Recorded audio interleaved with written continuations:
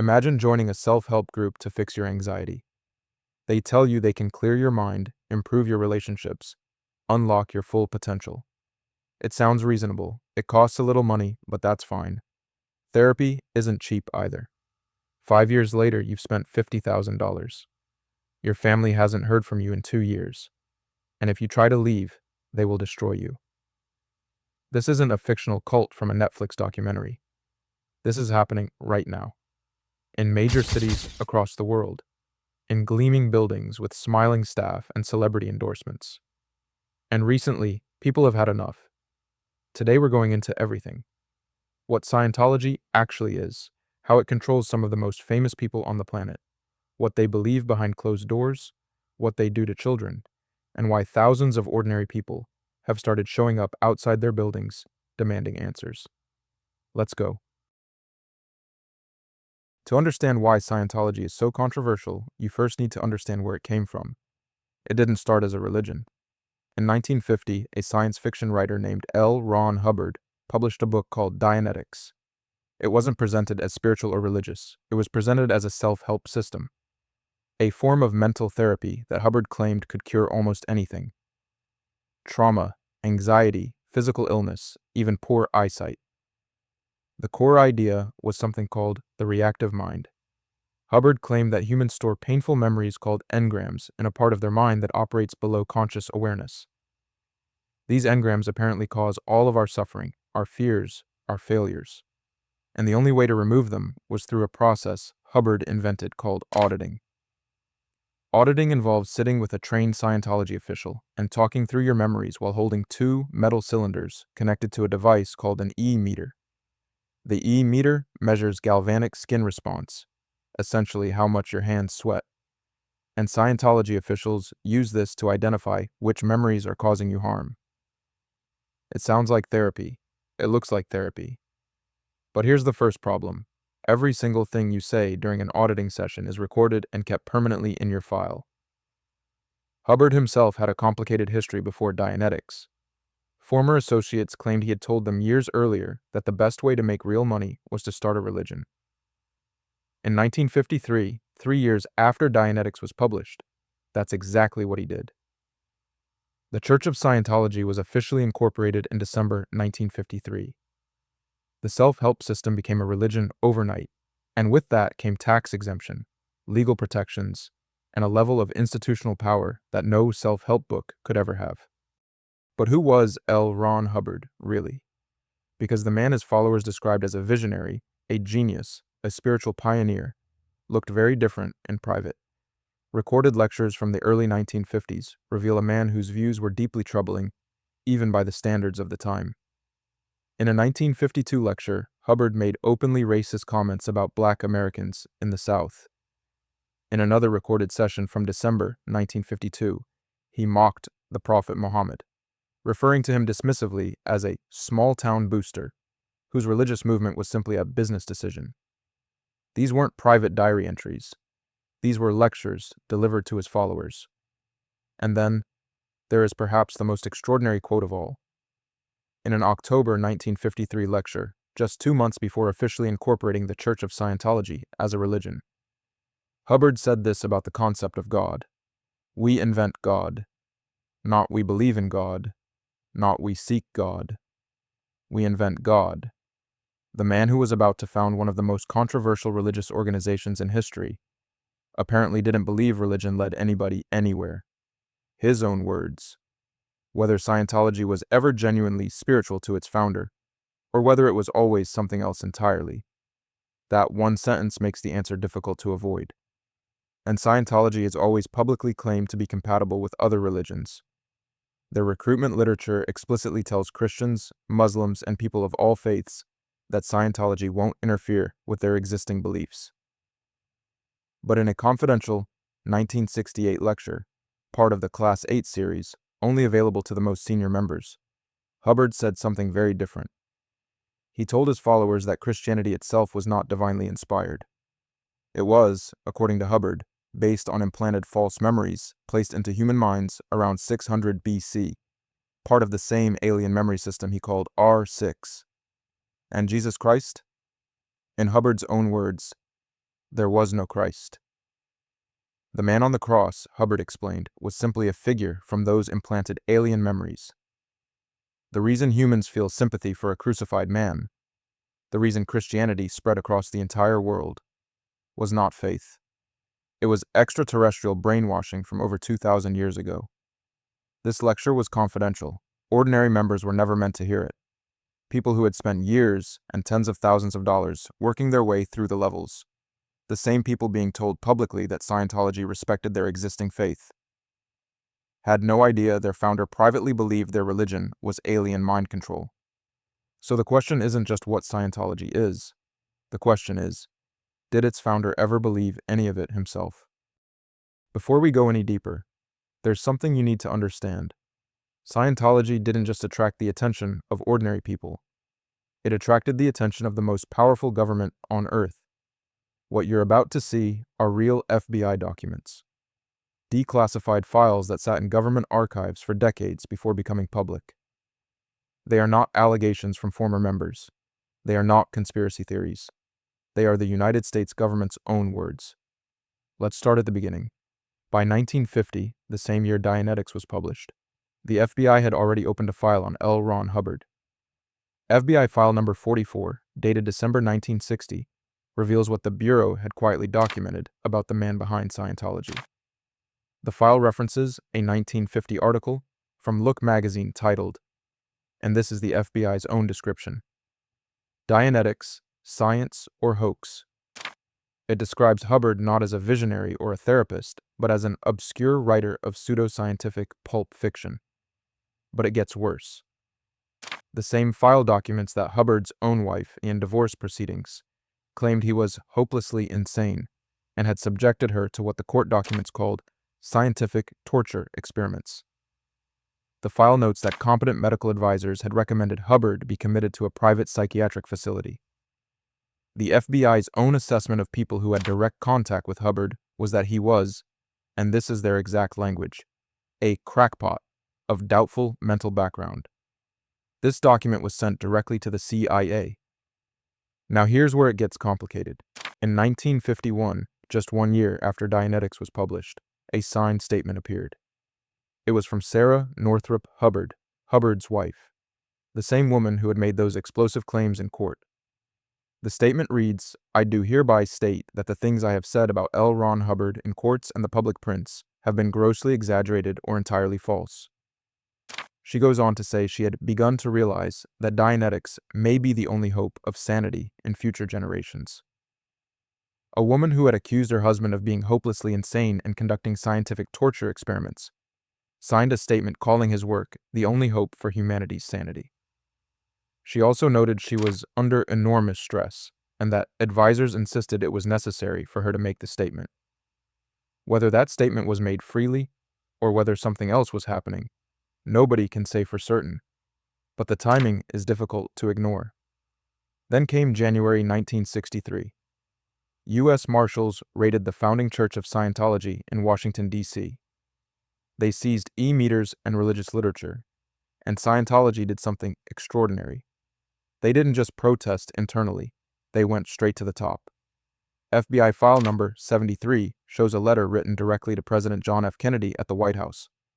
A Scientology official named Reverend H.R. Angel demanded Kennedy's personal attention, comparing the seizure of their e-meters to the violation of a Catholic priest's confessional. But that wasn't all. FBI file number 76, dated January 22, 1963, shows another letter. This one written directly to J. Edgar Hoover, the director of the Federal Bureau of Investigation himself, the most powerful law enforcement official in the United States. The writer called the raid un-American religious persecution. They told Hoover that one of the reasons he had always been one of my heroes was his work building the FBI into an ethical organization. They were flattering the FBI director while simultaneously accusing his agency of religious persecution. The government's response to all of this? The files show no meaningful reply. No investigation into the claims. No protection offered. Just silence. And blacked out paragraphs. Because scattered throughout these documents, in places that should contain crucial information, are sections that simply read, blacked out, blacked out paragraph, signature blacked out. Whatever the FBI knew that was considered too sensitive to release, we still don't know. And then there is this. This is not an FBI document, but it belongs here because it shows you something the government files only hint at. This is the contract that Sea organization members signed when they joined Scientology's most elite tier. It is called the Religious Commitment Form, and printed clearly at the bottom, in plain English, it reads, "I commit myself to the Sea organization for the next 1,000,000,000 years. Not 10 years, not for life, 1,000,000,000 years. Witnessed, signed, official." The FBI had files on this organization from its very first year of existence. Hubbard's own wife retracted statements that could have destroyed him. Members wrote directly to presidents and FBI directors demanding protection. And somewhere in those blacked out paragraphs, information exists that the government decided the public should never see. Here's what nobody tells you before they walk through the door. Scientology operates in levels. They call them operating thetan levels or OT levels. When you first join, you're told almost nothing about what the organization actually believes at its core. You take introductory courses, you do auditing sessions, you feel better, because talking about your problems to an attentive listener does genuinely make most people feel better. Then they ask for more money, and more. The courses get more expensive as you go higher. Former members have documented spending anywhere from $30,000 to over $500,000, progressing through the levels. Each level promises new revelations, new abilities, new clarity. But what exactly happened during these auditing sessions? Transcripts of Hubbard conducting auditing personally give us a window into what members actually experienced. In one recorded session, Hubbard instructed his subject, referred to as PC, short for pre-clear, to visualize 2 babies covered in enormous amounts of energy. Then he told them to smash them together. Then 2 more. Smash them together. Then 2 more. This went on repeatedly. Hubbard called it creative processing, a technique designed to free the mind from engrams. To an outsider, it sounds like something between a fever dream and a psychological experiment. To a member who had spent thousands of dollars getting to this stage, it was presented as the path to spiritual freedom. And every reaction, every hesitation, every moment of confusion or distress was recorded by the e-meter, written down, filed away permanently. But the auditing sessions were only the beginning. The higher levels contain something they absolutely do not tell new members. At operating thetan level 3, which costs tens of thousands of dollars to reach, members are finally shown what Hubbard called the wall of fire. The secret at the heart of Scientology. The story goes like this. 75 million years ago, a galactic ruler named Xenu was facing an overpopulation crisis across his interstellar confederation. His solution was to transport billions of people to Earth, which was then called Tigiak, freeze them, drop them into volcanoes, and detonate hydrogen bombs inside those volcanoes. The souls of these people, called thetans, were then collected, implanted with false memories, and have been attaching themselves to human bodies ever since. According to Hubbard, these attached thetans are the source of all human suffering, and the only way to remove them is continued auditing, which costs more money. Now, when people hear this story for the first time, the reaction is usually laughter. It sounds absurd. It sounds like exactly what it is, something a science fiction writer invented. But consider this. By the time a member reaches OT3, they have already spent years, and often their entire life, savings investing in this organization. They've cut off skeptical friends and family. They've shared their deepest secrets during auditing sessions that are now on file. Remember that confidential 1968 lecture where Hubbard privately dismissed Christianity as alien mind control? The Xenu story wasn't some fringe theory invented by critics. It came from the same man, in the same lectures. And then there is the Fishman Affidavit. In 1993, a former Scientology member named Stephen Fishman submitted something extraordinary as evidence in a court case. The full text of Scientology's highest secret levels, OT8, filed as a legal exhibit. Public record, forever. What those documents reveal at the very highest level of Scientology is something that goes far beyond Xenu. The document describes virtually all major world religions, and with the exception of original Buddhism, as having been deliberately engineered, not for spiritual enlightenment, for the enslavement of mankind. In Hubbard's own mission, in his own words, fulfilling what he called the Antichrist period. Positioning himself not as a religious leader, but as something far more significant in his own mind. The document continues further. But what Hubbard wrote next is something YouTube won't allow me to show. If you want to read it yourself, search for the Fishman Affidavit.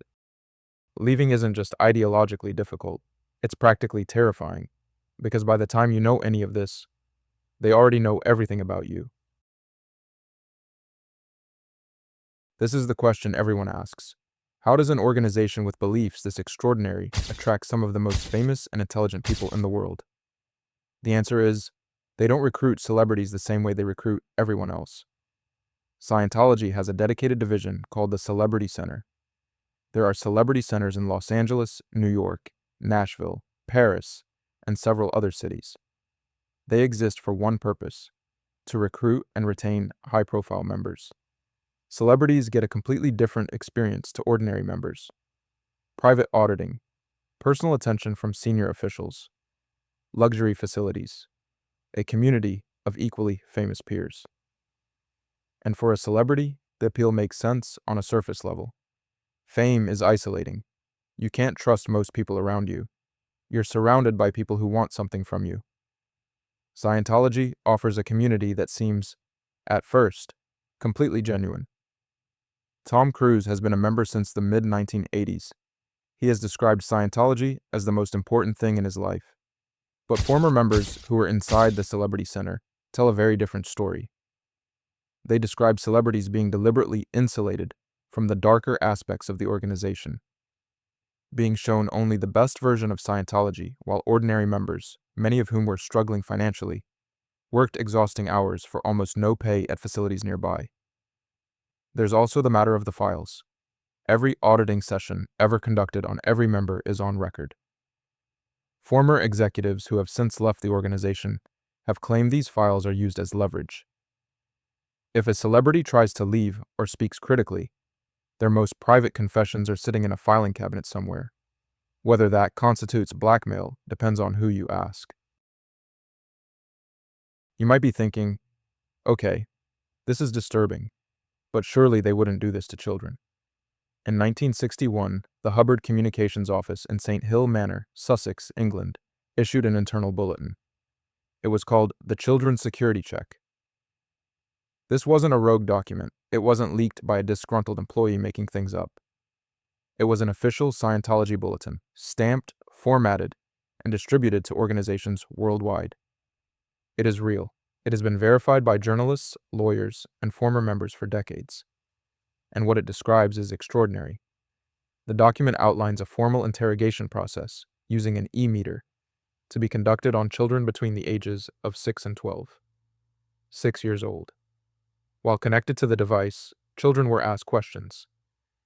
Have you ever decided you didn't like some member of your family? Have you ever cried when you shouldn't have? Have you ever done something to someone that you'd hate to have done to you?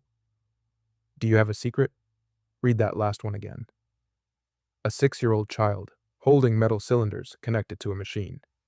An adult trained in interrogation techniques sitting across from them. Asking, do you have a secret?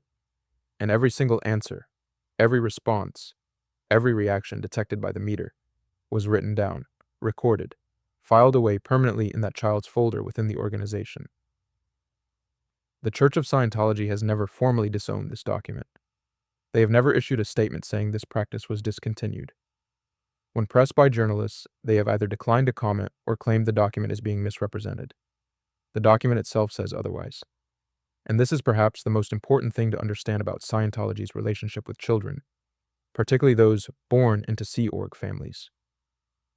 Former members have described children as young as 5 being assigned work duties within Sea Org facilities, receiving minimal education, and being systematically isolated from any outside perspective that might make them question what they were experiencing.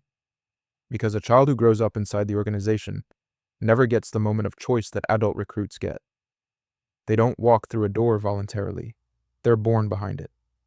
The Rehabilitation Project Force, the punishment program we'll discuss in the next chapter, has been reported by former members to have included minors, children, in a punishment program for a religion that presents itself to the world with smiling faces and celebrity endorsements and gleaming buildings on busy streets. The next time you walk past a church of Scientology, and there may be one closer to you than you think, remember the Children's Security Check of 1961 and ask yourself, if they were willing to put that in writing, what didn't they write down? Beyond the beliefs and the money, there are allegations against Scientology that are far more serious. Disconnection. The church practices something called disconnection. If a member has a family member or friend who is critical of Scientology, labeled a suppressive person, the member is required to cut off all contact with them. This isn't informal pressure, it's policy. Documented, formal policy. The Sea Organization. The Sea Org is Scientology's most dedicated tier of membership.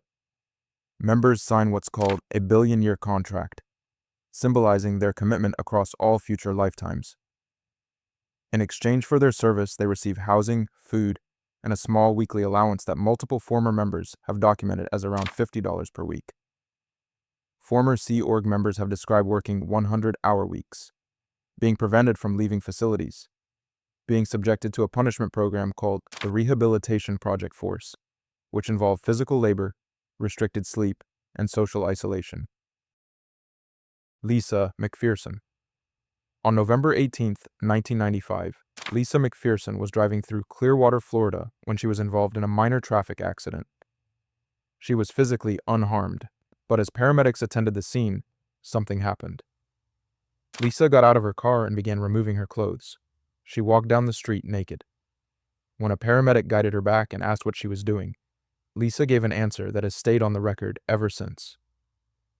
"I wanted people to think I was crazy because I need help. I just need someone to talk to." She was taken to hospital. She was assessed, and then she was discharged into the care of the Church of Scientology. She would be dead in 17 days. What happened inside the Fort Harrison Hotel, a Scientology-owned facility in Clearwater, has been documented through police investigations, witness testimony, and internal church records.